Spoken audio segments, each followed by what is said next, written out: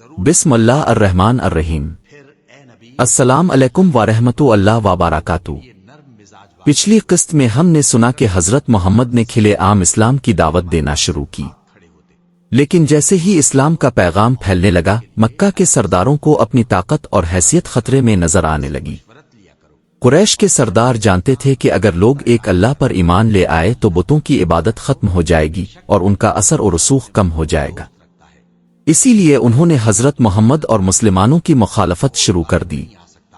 پہلے تو وہ مذاق اڑاتے رہے، پھر جھوٹے الزام لگائے، اور جب اس سے بھی بات نہ بنی تو ظلم و ستم کا راستہ اختیار کر لیا۔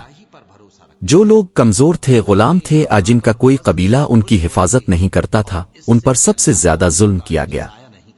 انہی لوگوں میں ایک عظیم صحابی حضرت بلال حبش بھی تھے۔ حضرت بلال ایک غلام تھے اور اسلام قبول کرنے والے ابتدائی مسلمانوں میں شامل تھے۔ جب ان کے مالک کو معلوم ہوا کہ بلال مسلمان ہو گئے ہیں تو وہ بہت غصے میں آ گیا۔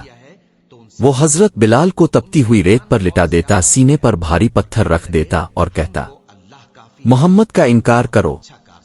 لیکن حضرت بلال کے لبوں پر صرف ایک ہی لفظ ہوتا، عہد عہد، یعنی وہ اللہ ایک ہے، اللہ ایک ہے۔ شدید گرمی، بھوک اور تکلیف کے باوجود حضرت بلال نے اسلام نہیں چھوڑا۔ ان کا ایمان ہر آزمائش کے ساتھ اور مضبوط ہوتا گیا۔ جب حضرت ابوبکر صدیق نے یہ حالات دیکھے تو ان کا دل بھر آیا۔ انہوں نے حضرت بلال کو خرید کر آزاد کر دیا۔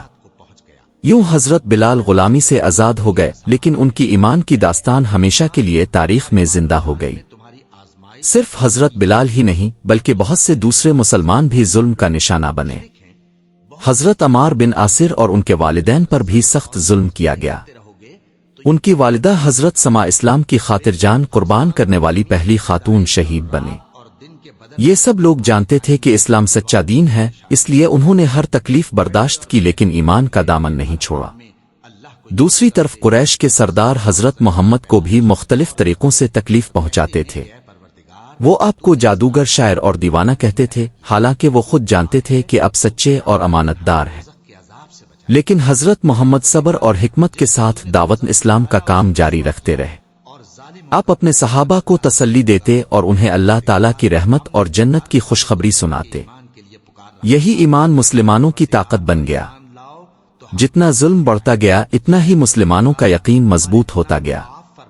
قریش سمجھتے تھے کہ وہ مسلمانوں کو ڈرا کر اسلام چھوڑنے پر مجبور کر دیں گے، لیکن وہ یہ نہیں جانتے تھے کہ ایمان دلوں میں اتر چکا ہے، اور جب ایمان دل میں اتر جائے تو دنیا کی کوئی طاقت اسے ختم نہیں کر سکتی۔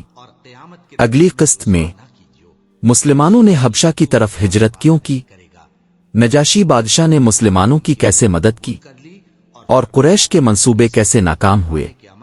صلی اللہ علیہ وآلہ وسلم۔ ختم شد قسط نمبر 5۔